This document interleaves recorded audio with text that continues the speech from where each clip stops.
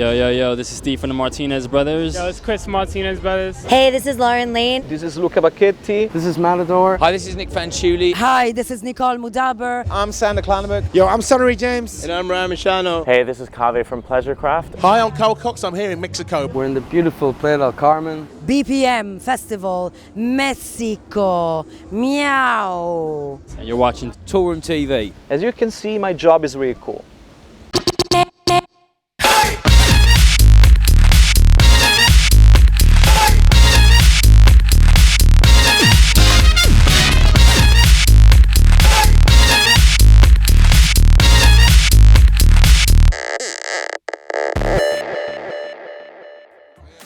Welcome to Toolroom TV, Episode 6. In this episode, we take you across the globe once again and visit the BPM Festival in Mexico, featuring a mass of artists from the booming underground scene. Carl Cox, the Martinez Brothers, Nic Fanciulli, Mark Knight and a host of others let us know why you should check out one of the world's leading electronic festivals. And from Mexico, we leave the heat and travel to the cold of Berlin in winter. We spend time with two influential labels in the city. Anja Schneider's Mobilee Records and Chopstick Johnjon are in the studio talking about Suol Records, with an extra special trip to a very secret underground venue in the city. It's a packed show, so get comfortable and get locked in to Toolroom TV.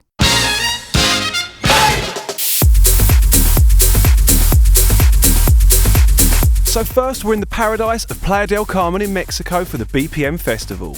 This festival is now in its 6th year and has really gone from strength to strength, seeing some 35,000 people attending. It has been described as Ibiza in Mexico, and you can see why. There are 6 main venues where the festival is situated.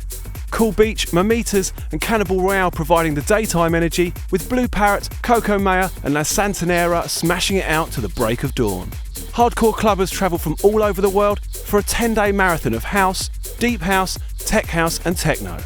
Let's hear what some of the DJs who were playing had to say about the festival. This is the very first time that I've been to BPM. I've been asked for many years to come, for the last 6 years actually, and it's only because I'm normally in Australia at this time is the reason why I'm not here.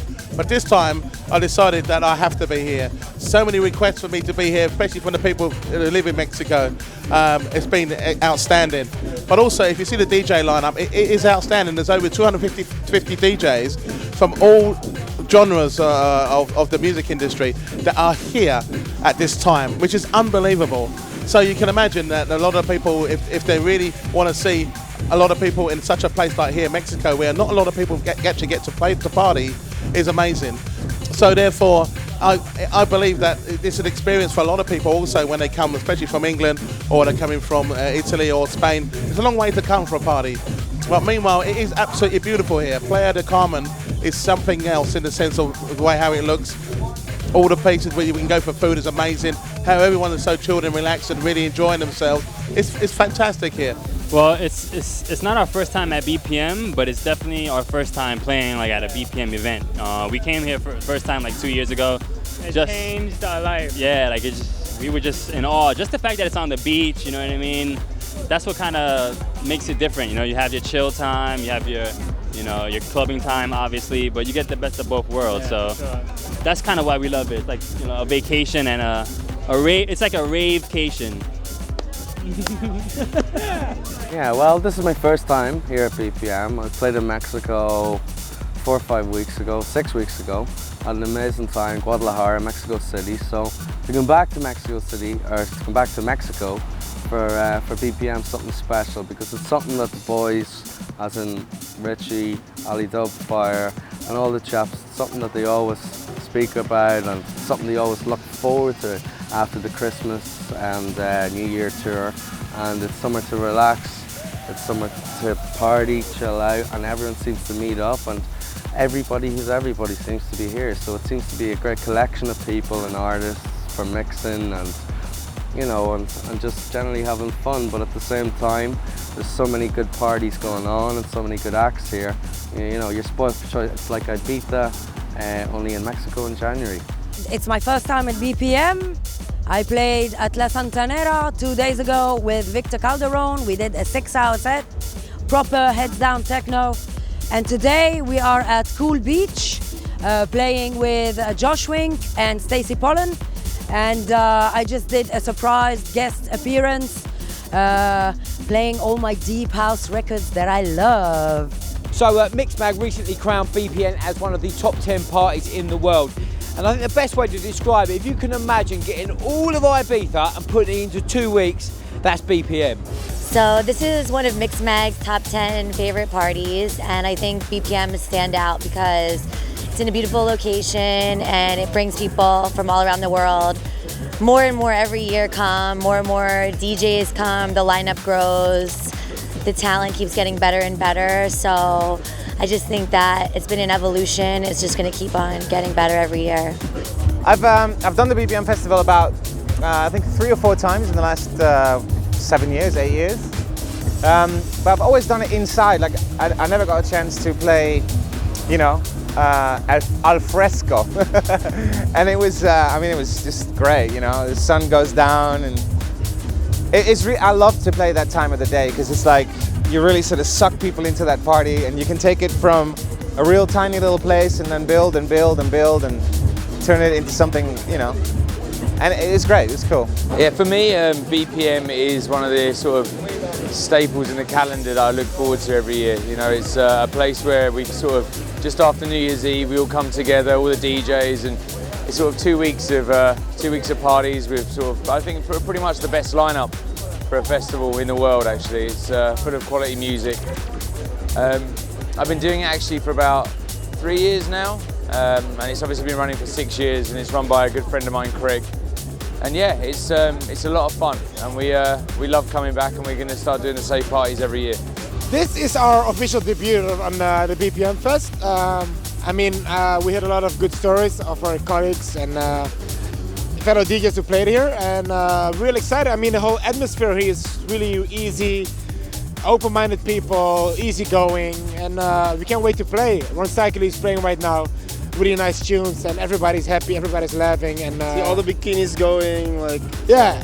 It reminds me a bit on like the Miami conference and Amsterdam Dancing Fan. It's the same thing. Everybody is here, connecting, and with one purpose, enjoying the music. BPM is definitely one of the best festivals right now. Certainly, it's kind of unique in that it's kind of this small-knit group that is just kind of tech house, deep house, and you know, some techno, and I don't know, I kind of like that because there's so many other festivals around the world that, you know, have electro and dubstep and all that, you know, progressive, etc. And it's nice to just kind of have like this festival that's just for this group and these genres. And I think BPM is going to be a really special festival because the location is really beautiful. We are in Mexico. You can enjoy the nature, this wonderful place. A lot of artists are coming. Is the period of the year, it's January, where you can take some days off. So you deserve some rest after the long year and New Year's Eve. And so it's really, really special. I guess, yeah, this is, BPM is pretty crazy, and this year it really blew up immensely. I consider it one of the best in the world right now, simply because of the atmosphere, where we're at, how close everything is walking distance, and the music is just really good. Just the atmosphere, that you're in the sand, everything is, it's incredible out here. The BPM Festival in Mexico really is a destination you need to add to your annual clubbing circuit list. And don't forget, you're also in a magical Mayan paradise with amazing places to visit, such as the nearby Tulum with fantastic Mayan ruins. In the next episode of Toolroom TV, we bring you part 2 of BPM, and check the Toolroom Nights event at Cool Beach and resident advisor's pick of the festival, Lee Burridge's All Day I Dream party at Mamitas. Next stop, Europe. We drop in on Germany's capital city, Berlin, known for its rich history, most notably in recent times the Berlin Wall, which divided the East and the West. The collapse of the wall generated an influx of creative people from art, fashion, film, and of course music in the city. Toolroom TV talked to 2 influential house and techno outfits, Mobilee Records and Suol Records. First, Ralf Kollmann gives us a quick guide to the Mobilee office before a chat with him and Anja. Welcome to Toolroom TV at the Mobilee office here in Berlin. My name is Ralf Kollmann, and this is where we work and live and have fun. These are some studio spaces where NID and Penpot are making the music, but they're all out. Like one is in Hawaii right now, and they're all busy during the week. So there's like a lot of stuff here. Sorry for the mess. Penpot documentary DVDs here, some vinyl backstock on the right side. So we need some storage, but well, that's how it is. Small independent label. So please don't film the kitchen. It's another mess, of course, like always. And there's like a Hall of Fame here on the right side. Yeah, but we haven't updated it since a year or 2 or 3. I don't know. So, and this is the main space here where we are working. So this is the booking department, where our lovely Annika is helping us with getting the artists out and traveling around the world. And Diego is out for lunch right now. And so in the back is Anja's and mine office. So this is a relic from the Second World War.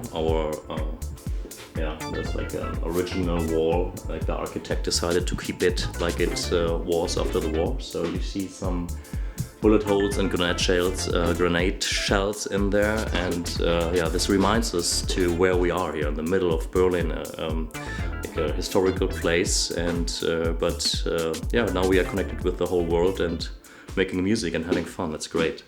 How we met was pretty easy and easy to tell. We were. Can you say this? Yeah, we were a couple of years ago. So you want to have hear the full story how we met? No, I don't think so. Every detail. No, actually it was in Cologne on the PopCon. There was like a exhibition for pop music. I just where moved we met. to Berlin that time. It was like almost 10 years ago. Yes, it's a long time ago. So we are not anymore a couple, but we are good friends and we are partners in crime. So it's okay. So and sometimes it's good to open up a business with maybe ex-boyfriend because you know each other so well and you can trust, so it's not a bad thing. But of course I did a long time ago, I worked for the radio. I was responsible for different programs and I was doing only a weekly show, what I'm still doing on Radio Fritz every Saturday. And because of this radio show I was asked for so many people to play new music and people sending me music, and then of course it was quite obvious that the distributor came to me and said, hey, why you not open up an own label, because you are so close to the scene, you are close to the music and you know what's good.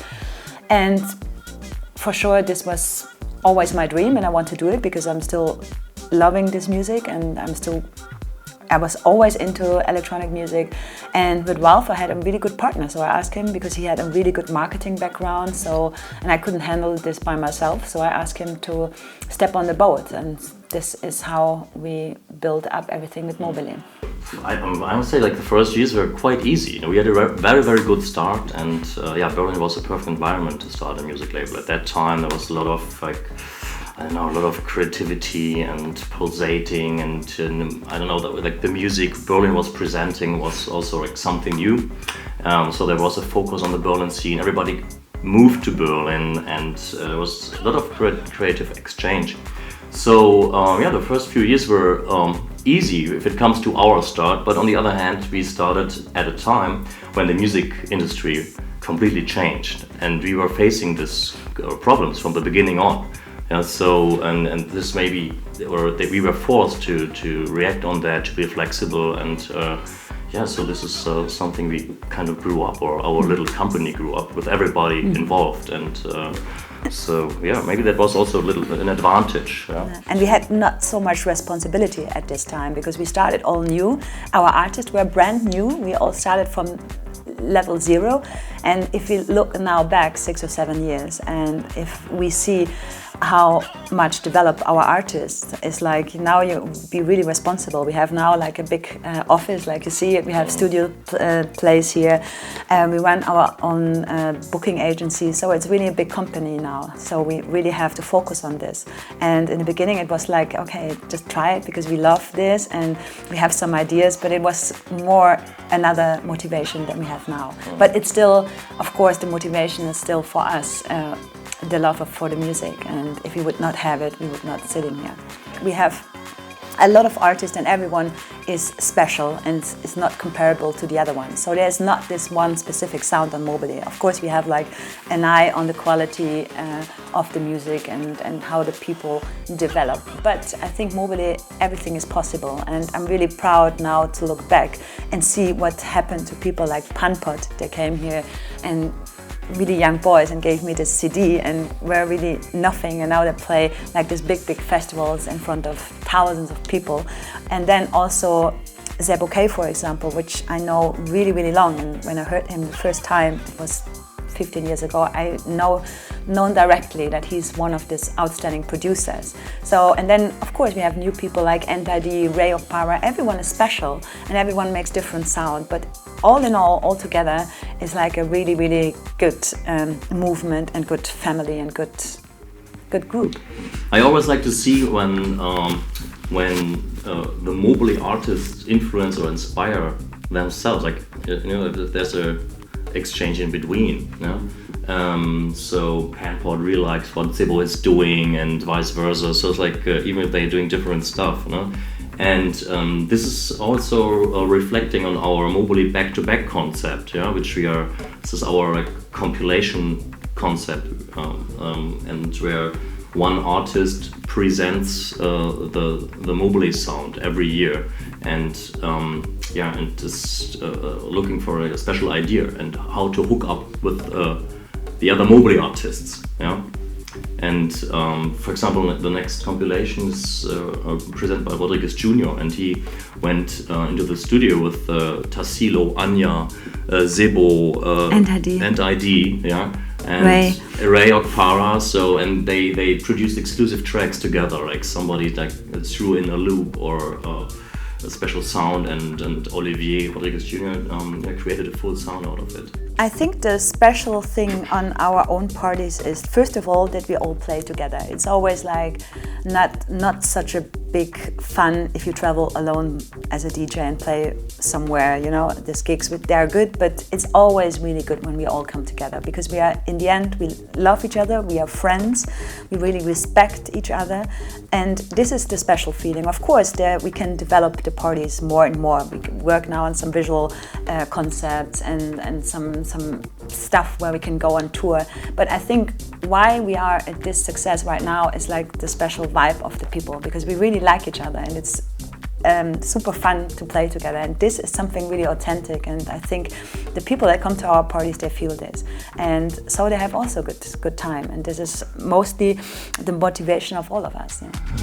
If you're a hardcore clubber, then you will probably be familiar with clubs such as Berghain, Tresor and the rest. However, Anja takes us to a real Berlin underground club that you definitely haven't heard of. And en route, she reminisces on coming to Berlin for the first time. I moved to Berlin in '93, so actually I'm coming also from a really little town close to Cologne. And I went to my first rave party here in '93 to Tresor. And after this weekend, I changed my life. So 2 weeks, and then I moved here, and because I could feel at this time, it was just after the wall came down, and there was like a special atmosphere here. There was like techno, and Tresor brought all these Detroit heroes, and there was something going on, and I could feel it, and I want to be a part of it. So I decided I want to move, and Cologne was boring anyway, so I came here, and here we are.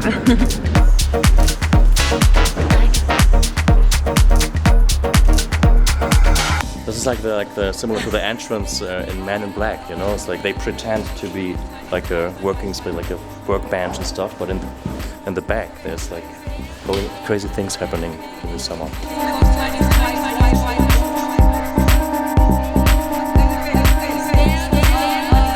everybody knows about Watergate, Weekend, Panorama Bar, Bar 25, Kater Holzig. Bar 25. Oh yeah, this is just a Kater Holzig. But nobody knows about this place, yeah. And this is very unique. This is like very secret, and it's just capacity is 150 people, and they just do parties from time to time, short notice. And for example, my birthday party, which is in April, if you might send presents to the Mobilee office, it would be fine. All right. Maybe some music?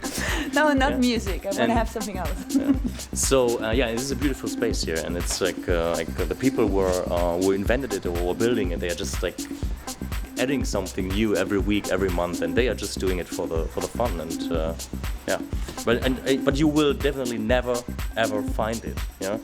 It's, I don't know, can we say what the name of the place is? No, can't say that. No. Maybe you end up here randomly. Yeah? Let's see how it looks like.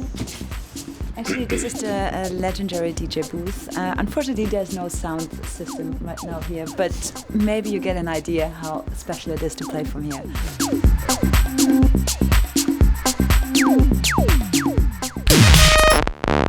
That's an insight to Berlin's respected Mobilee Records, an exclusive look at a hidden underground gem.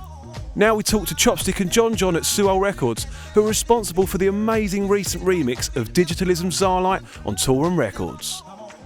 We met, oh shit, is it 10 years ago? 10 years ago. More than 10 years ago. 11 years ago. 10 years ago, I got introduced by a common friend back in Hamburg, and I was DJing at that time, and he was a producer. And I think that person, Karen, just thought might be a good match, so she hooked us up. The reason why we chose Berlin is because it's there's so many artists living here, and it's just for networking it just made sense. Because when we started off, we were in Hamburg, which has a nice scene too. But like when we moved to Berlin, it just changed. We found all our artists, mainly like 90% of our artists are living in Berlin, so it's just a lot better for work.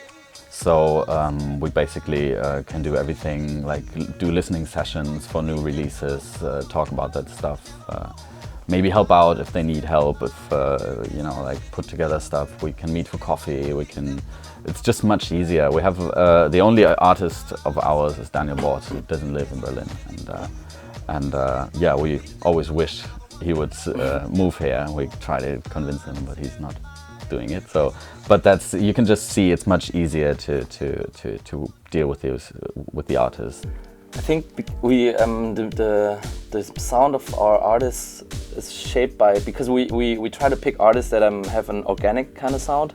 We were big fans of actual music and also of vocals, and yeah, we like all of our artists. They have a nice musical side to their tracks, so it's not just like boom boom tracks, whatever.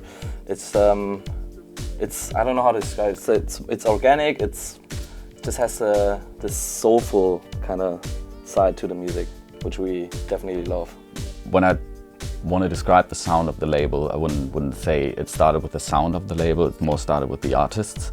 We basically picked the artists for the label that we wanted to have, and we trusted them to produce the music that we want to have on our label, and that's basically how the sound of Suol got shaped, yeah, by those guys, not by us saying we want this kind of sound, more by us saying we want these kind of people on our label, and that's basically how it all started and how we picked the people, and like I said, we're all friends, so it's kind of a movement of all of us moving forward. It's just the two of us handling business, but we're also... Yeah, it takes a while for us to pick an artist, but like that's why we're only 7 artists right now. But once we pick them, we give them like 110% creative freedom, and they can do whatever. So it's not seldom that you find some acoustic stuff or something that's not really dance music or whatever on our B-sides. So we just leave it up to the artists, whatever they come up with. We just signed 2 new artists to the label, which is Maggie's first one, who is already known from a couple of features where she put her vocals on some tracks from Keine Musik guys, Pitong. She just did something for Pitong, and she worked with Till von Sein on a track on his album and now on his new single. And she's really young, very talented. Like she's proper songwriter, proper singer. So yeah, we started working with her. And yeah, the second one is Chasing Kurt. 3 guys, also with the vocalist, 2 producers and a vocalist. They already did some good stuff. Like I think one of the first productions was on the DJ Kicks from Maya Jane Coles, featured on there. So and they just yeah, we invited them here. They just came here, brought in a whole album, and it just blew us away. And so that's the next thing that's gonna come even before the summer. So yeah, the approach for the Zdarlight remix of Digitalism was it was actually what you hear now is actually the 3rd version that we did. Yeah. And the other 2 were totally different. And we were kind of stuck with we tried to use most of the parts, but then we got stuck.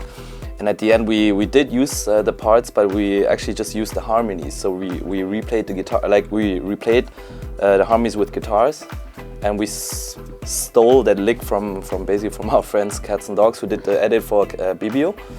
And then we just like tried it out with the harmonies, and it worked so well. We just finished it. It was actually really nice because we're normally we're really fast in the studio, but that thing was just, we kept working around it and we didn't come up with anything worth our while. So and at some point, I think it was in the evening, we came up with this idea of the guitar and just used the harmonies, because Etienne was playing around on the harmonies because we tried to do something with it, and it was like everything was opening up.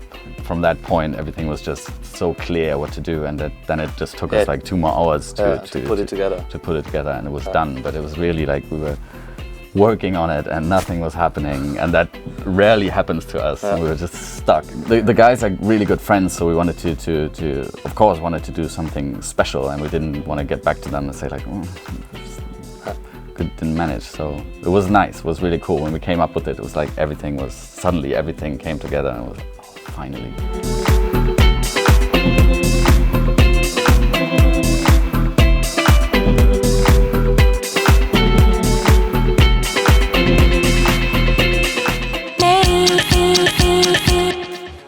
That's it for another packed episode. Make sure you tune in to episode 7 of Toolroom TV, where we'll be bringing you part 2 of the BPM Festival in Mexico. We talk to Mobilee Records artist Panpot, Suol's Fritz Kalkbrenner, and catch up with Digitalism in London's XOYO Club. See you next time. Bye for now.